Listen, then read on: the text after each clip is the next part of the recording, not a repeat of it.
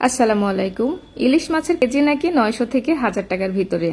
সেই খুশিতে হাজব্যান্ডকে জোর করে বাজারে পাঠিয়ে দিয়েছিলাম যে যাও আমার পছন্দের ইলিশ মাছটা নিয়ে আসো। তো এই যে আমার জন্য এই সুন্দর চকচকে রূপালী ইলিশ এনে দিয়েছে, যেটার ওজন 1 কেজি। ইলিশ মাছ আমাদের দুজনেরই খুব বেশি পছন্দের মাছ। এজন্য যখনই আমাদের বাসায় ইলিশ আসে, একটা মাছ কখনোই আসে না। এই প্রথম সে আমার জন্য বাজার থেকে একটা মাত্র ইলিশ মাছ এনে দিয়েছে, আর হাতে দিয়ে বলেছে এটা নিয়েই আপাতত সন্তুষ্ট থাকো। মাত্র 1000 টাকা কেজিতে এত সুন্দর চকচকে এত বড় ইলিশ মাছ, তাও আবার বাংলাদেশে, মানে ভাবা যায় বিষয়টা।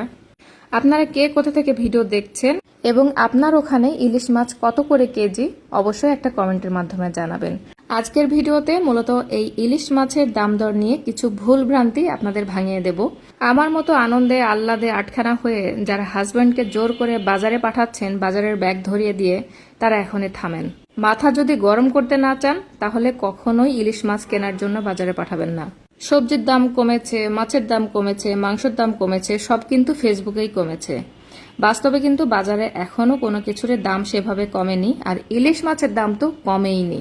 1 কেজি ওজনের এই একটা ইলিশ মাছ নিয়েছে 1700 টাকা। মানে চিন্তা করা যায় আমাদের মতো মধ্যবিত্ত পরিবারের মানুষ 1700 টাকা দিয়ে এই একটা ইলিশ মাছ আমরা কিনে খাচ্ছি। তো এটা আমাদের পক্ষে বারবার সম্ভব না। একসময় অনেক অনেক ইলিশ মাছ আমি কিনে ফ্রিজে, মানে সারা বছরের জন্য ফ্রোজেন করে রেখেছি। এর আগের ভিডিওগুলো দেখলে আপনারা বুঝতে পারবেন, 1 বছর 2 বছর আগের ভিডিওগুলো দেখলে বুঝতে পারবেন যে কতগুলো করে ইলিশ একবারে কিনতাম। কিন্তু এই বছরে সেটা অসম্ভব আমাদের জন্য। তো যাই হোক, এখানে কয়েক পিস রেখে দিয়েছি রান্না করে খাওয়ার জন্য, আর বাকিগুলা আরও 1 ভাগ কি 2 ভাগ করে রেখে দেব, যেন ইলিশের গন্ধ নেওয়ার জন্য আর 2-3 বার রান্না করতে পারি। বড় ইলিশ খাওয়ার স্বপ্ন আমাদের ছেড়ে দিতে হবে, আর ছোট ইলিশগুলা পেলে মানে গন্ধ নেওয়ার জন্য আর কি মাঝে মধ্যে একটা করে খাওয়ার জন্য কিনে রাখা যায়। অধীর আগ্রহে বাংলাদেশের সকল জনগণ অপেক্ষা করছে ইলিশ মাছের কবে দাম একটু হাতের নাগালে আসবে, মোটামুটি একটু কমবে, যেন ধনী গরিব মধ্যবিত্ত সবাই যেন একটু ইলিশের স্বাদ নিতে পারে। ইলিশ মাছ খুবই কম মশলায় রান্না করি সব সময়, মাঝে মধ্যে একটু জিরা বাটা দিই, কিন্তু আজকে কিছুই দেব না। মাছটা খুবই ফ্রেশ ছিল এবং খুবই তেলযুক্ত একটা ভালো ইলিশ মাছ ছিল। আজকে যেভাবে রান্না করছি আশা করছি দেখতে পেয়েছেন। শুধুমাত্র লবণ, হলুদ, মরিচের গুঁড়া আর হচ্ছে কি দিয়েছি, পেঁয়াজ, তেল আর একটু লবণ, এই দিয়ে হচ্ছে ইলিশ মাছটা রান্না করে নিচ্ছি।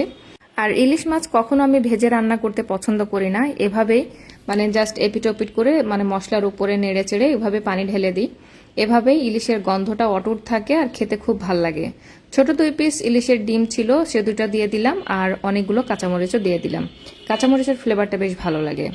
তারপর ছেড়ে দিলাম, আর কিছুই করব না। জাল হতে হতে ঝোল কমে আসলেই রান্না শেষ। এই যে আমার রান্না একদম শেষ, এটুকু ঝোল রেখে দেব, কারণ ইলিশের গন্ধ নেওয়ার জন্য ইলিশের ঝোল একটু রাখতে হবে। আলহামদুলিল্লাহ, বছরের প্রথম ইলিশ খেয়ে আজকে নিজেকে ধন্য মনে করছি, লাকি মনে করছি। আর অধীর আগ্রহে অপেক্ষা করছি ইলিশের দাম একটু কবে কমবে। আমি সারা বছরের স্বাদ নেওয়ার জন্য অল্প কিছু ইলিশ মাছ কিনে রাখতে চাচ্ছি এবং খেতে চাচ্ছি। আজকের ভিডিও এ পর্যন্তই। আল্লাহ হাফিজ।